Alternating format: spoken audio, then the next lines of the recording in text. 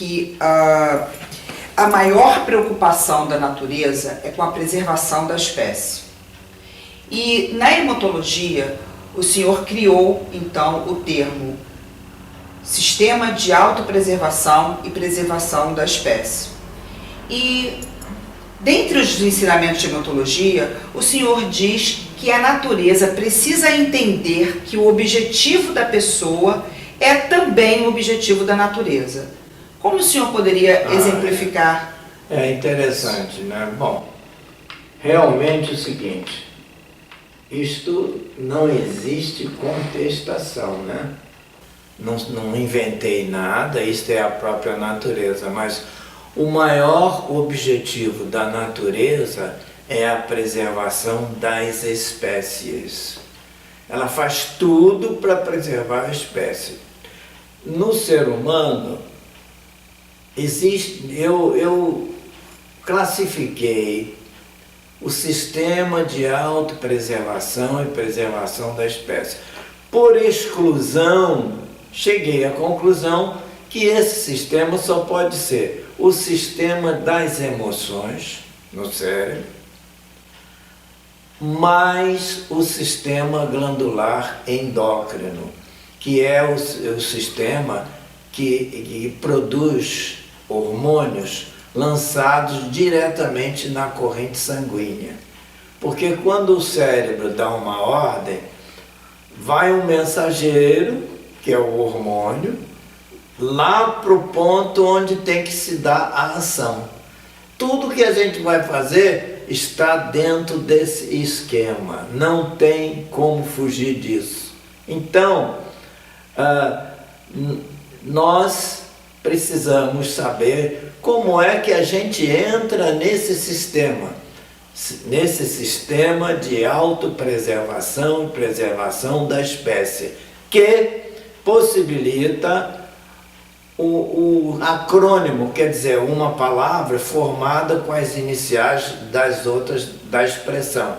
A expressão é Sistema de Autopreservação e Preservação da Espécie. Então eu crio o acrônimo SAP. Como é que eu ponho no SAP o meu objetivo? Porque a teoria é a seguinte, a teoria e a prática. Se eu coloco o meu objetivo no SAP, que é da natureza, na linguagem própria dele, a natureza vai encampar aquele objetivo como se fosse dela e vai fazer tudo para que ele aconteça. E qual é a linguagem do SAP? A linguagem que atinge o SAP é a emotização, a repetição, também é uma maneira. A publicidade, por exemplo, o que ela procura fazer? Ela procura atingir o SAP, porque é dali que vão partir todas as ações. A publicidade, digamos, ela quer vender um produto, quer que a pessoa compre um determinado produto. Então ela vai fazer com que entre no SAP o desejo de adquirir aquele produto. É isso que faz a publicidade. Então, é uma força tão grande, o impulso, né? O impulso para comprar é forte também. E o impulso para qualquer coisa também é muito forte, né? É uma reação que você tem, todas as energias estão convergindo para ali. Então, a maneira de eu chegar ao SAP, ao Sistema de Autopreservação e Preservação da Espécie, pode ser pela emotização, quer dizer, ter o resultado, ter o objetivo emotizado, quer dizer, revestido, cercado, transformado em emoções, ou então pela repetição. De tanto repetir, o cérebro acaba aceitando, o SAP acaba aceitando aquilo ali. O que eu quero, ele acaba aceitando. Sim. E em relação à leitura, o que o senhor orienta para que os candidatos possam, como possam melhorar a leitura para passar e ocupar Sim, olha o cargo só, almejado? é o seguinte, a leitura ela tem que ser tornada mais rápida. Muita gente pensa que quando a gente lê mais depressa, a compreensão diminui. É o contrário. Quanto mais depressa você lê, maior compreensão. Ah, professor, será que isso não é brincadeira sua? Não, não é não. É verdade. E digo por que que é verdade? Porque quando a gente está lendo lentamente, a gente sempre dá uma voltinha para confirmar o que leu. Isso se chama movimentos regressivos. A gente sempre volta. Você está lendo, né? Daqui a pouco volta porque a imaginação já deu volta, já foi longe, aí você já se perdeu o que estava lendo. E se você lê depressa, não há necessidade de voltar. Agora, isso é criar novo hábito, porque a gente está habituado a ler devagar. A gente lê devagar. Agora, a leitura, estudo, é outra. Isso é leitura comum, né? Certo. Qualquer coisa. Romance, jornal. Agora, a leitura, estudo, tem características diferentes que você vai ter que descobrir. Qual é nos parágrafos, né? Porque o parágrafo, na verdade, é uma composição em miniatura. Um texto, numa página, ela tem normalmente de 3 a 4 parágrafos. Cada parágrafo tem uma ideia principal. Cada ideia principal tem uma palavra-chave. Então, se você lê procurando as ideias principais, fazendo perguntas, tá? Por exemplo, fazendo perguntas, lê com um propósito. Você está lendo para quê, afinal? Não estou lendo para aprender. Mas aprender para quê? Para passar no concurso. Passar no concurso para quê? Para ocupar um cargo almejado. Essas perguntas todas a gente tem que fazer, né? Para você chegar aonde você quer realmente chegar. Então, se você lê perguntando o que eu quero com essa leitura, o que eu vou aprender, o que eu vou aprender com essa leitura, o que eu preciso aprender, qual é o ponto do programa que isso aqui vai me ajudar? Sim. Alguns candidatos... Só um minutinho, Mônica. Tem também o seguinte, a parte mecânica da leitura. A parte mecânica da leitura, você tem que ver o seguinte, a gente deve ler começando um pouco adiante da linha e terminando um pouco adiante, um pouco antes de chegar ao final da linha. Nesse espaçozinho a gente ganha muito tempo. Isso tem uma explicação científica, por quê, etc. Mas é porque quando a gente foca, se eu foco num ponto, eu tenho uma visão periférica para a esquerda e para a direita. Então, quando eu foco no início da frase, eu estou perdendo todo esse lado esquerdo. Interessante isso, né? É muito interessante. Se você se acostumar a ler um pouco adiante, você automaticamente está abrangendo esse lado esquerdo que você não focou nele. Interessante, né? Muito. Isso é matemática, isso é matemática. Outra coisa de você ler por cima da palavra. As palavras, elas são... O que é importante na palavra é a parte de cima, a parte de baixo não... Pela parte de baixo você não identifica nada. Se você lê pela parte de cima, do meio para cima, você consegue ler um texto. Mas com a parte de baixo não consegue ler. Então, se você lê por cima, a velocidade aumenta. E, acima de tudo, tudo isso que eu estou falando, é preciso uma coisa antes de tudo isso. É a determinação de fazer aquilo. É a determinação, quer dizer, você está determinado a ler melhor e mais rápido. Você está determinado a passar no concurso para ocupar um cargo. Você está determinado a ter um bom cargo onde você vai ser muito bem remunerado. Tem que ter determinação. E nada pode abalar a fé que você tenha no resultado.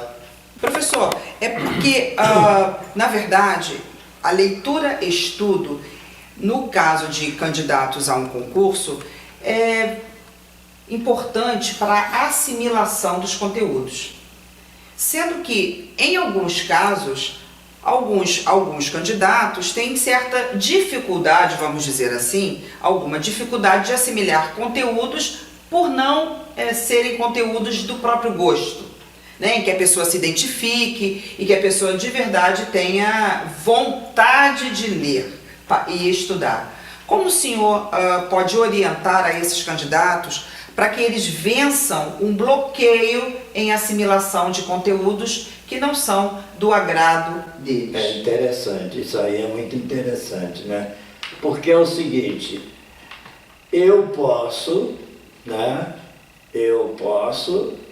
eu sempre fiz, quer dizer, depois que eu aprendi, eu fiz isso, criar coisas que me façam gostar daquilo. Quer dizer, eu hoje, na verdade, não desgosto de nada, eu gosto de tudo, porque eu sei fazer com que eu goste. Eu sei fazer com que eu goste.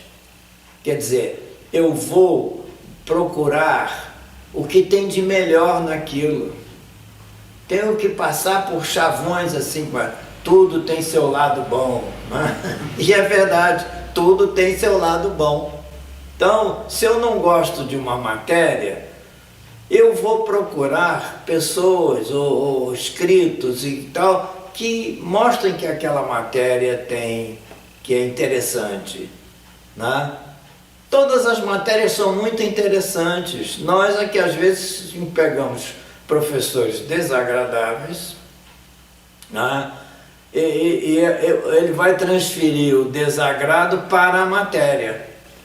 Essa conversa fiada de que matemática é difícil, matemática é difícil, isso tudo aí é balela. Isso foi inventado desde o Egito Antigo, que aquelas terras do Nilo, da margem do Nilo, são terras, depois das enchentes do Nilo, são terras muito férteis. E eles não queriam que ninguém soubesse matemática. Porque quem soubesse matemática saberia marcar os terrenos. Para eles poderem enganar, então, matemática é difícil, não se meta nisso, não quero fazer conta. É interessante, né? Mas é por aí, o negócio é por aí, porque os grandes matemáticos foram os filósofos do passado, os filósofos gregos, né? E a gente vê Pitágoras, Eratóstenes, né, que tem aquele crivo e não sei o quê. Então, foram os filósofos que eram matemáticos. Então, pode-se criar, não existe matéria ruim, não existe. Ainda mais quando eu for fazer concurso, eu tenho que gostar, Pode, se for um rapaz, por exemplo, ele pode botar o nome de uma moça bonita em cada página.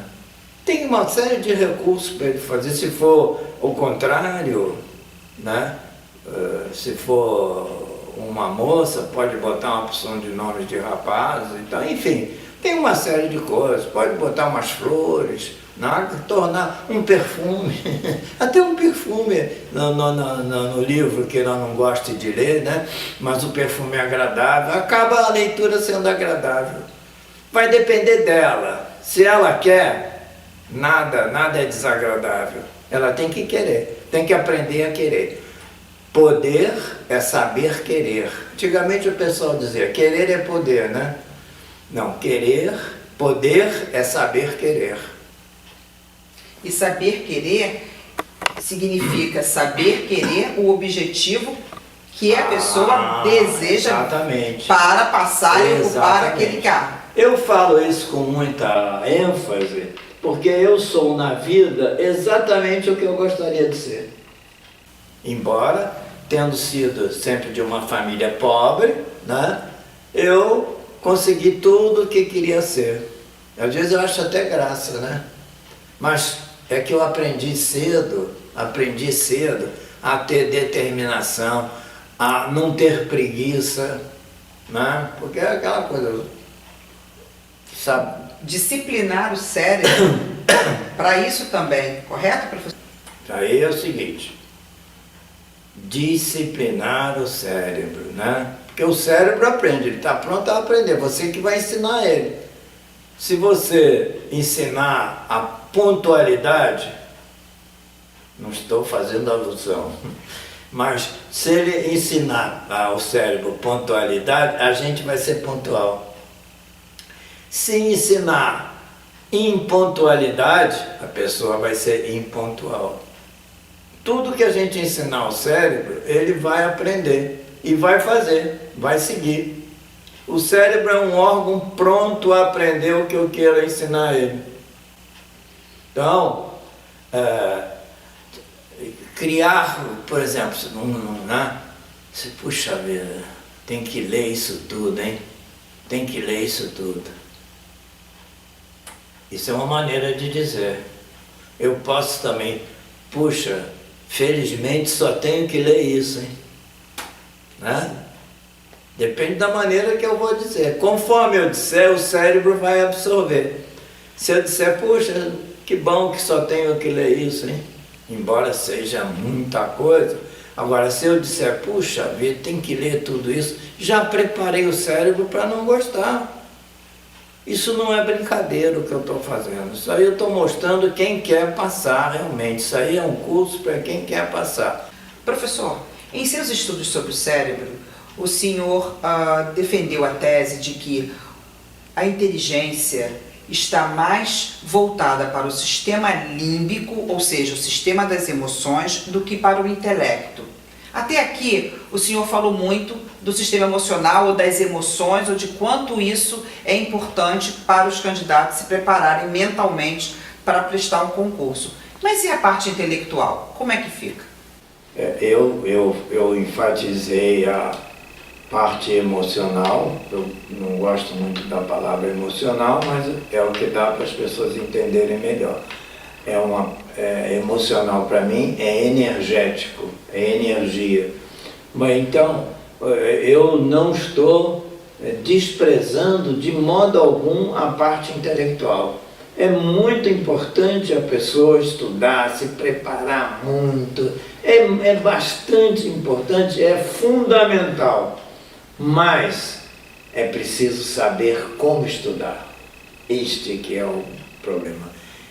É muita coisa, se a pessoa acumular assim, ela olhar o volume que ela tem para estudar, não é brincadeira. Mas esse volume que ela tem que estudar pode ser racionalmente estruturado de modo que ela aprenda melhor e mais rápido. Como? Fazendo aqueles que eu chamo mapas hemotológicos, ou mapas cerebrais. O que é isso? É você criar num assunto que você tem que aprender, fazer um mapa daquele assunto. Você, por exemplo, fazer um mapa que seja uma árvore, né? Certo. O assunto principal é o tronco da árvore, o tronco principal, né? Depois você vai vendo, conforme outras ideias que saem da ideia mestra. A ideia mestra do que você vai estudar é o tronco grande, né? Depois começam aqueles galhos mais grossos, são aqueles pontos que você tem que destacar. E às vezes, em cada galho desse da árvore, você tem que puxar um galho menor, para botar uma palavra-chave, né? Então você faz um mapa, no final, isto é também uma sinopse. O que é uma sinopse? A palavra sinopse é uma palavra grega de syn, que quer dizer junto, E ópsis quer dizer visão. Então, é uma visão geral. A sinopse é uma visão geral. Na verdade, você está fazendo um esquema que é uma árvore. E você pode, nesse esquema, pode usar lápis de cor, qualquer lápis colorido, desses que escrevem aí colorido, né? Aí então você convenciona, o mais importante vai ser vermelho, o mais agradável azul, enfim, você faz o que quiser. Porque quando você for estudar, o assunto às vezes é muito árido, é muito complicado às vezes. Mas se você fizer isso, você na verdade está como que dissecando o texto, separando em uma porção de galhos. E isso significa também uma técnica de memorização? É uma técnica de memorização, porque inclusive isso, a cor vai ajudar, né? Porque na hora de você lembrar, já que a gente está falando de técnica, né? Uma técnica que eu gosto muito para lembrar é você quer lembrar de alguma coisa, vira o olho para cima. Aí o cara diz, mas isso aí é macumba? Não, não é macumba não. É interessante porque o olho é o prolongamento do cérebro. E há mecanismos que são acionados cada vez que a gente vira o olho para cima. Haja vista que toda vez que a gente pergunta alguma coisa a alguém, ela faz assim, deixa eu ver, peraí. Ela olha para cima. Pode fazer essa experiência, qualquer pessoa pode fazer essa experiência. Pergunta algo para alguma pessoa. Quando foi mesmo que o Dom Pedro foi embora do Brasil para Portugal, aí deixa eu ver, peraí, ele vira o olho para cima. Então você está fazendo a prova. Quer se lembrar de alguma coisa? Vira o olho para cima. Está arriscado o fiscal achar que você é maluco, mas vai passar na prova. É um maluco que passou.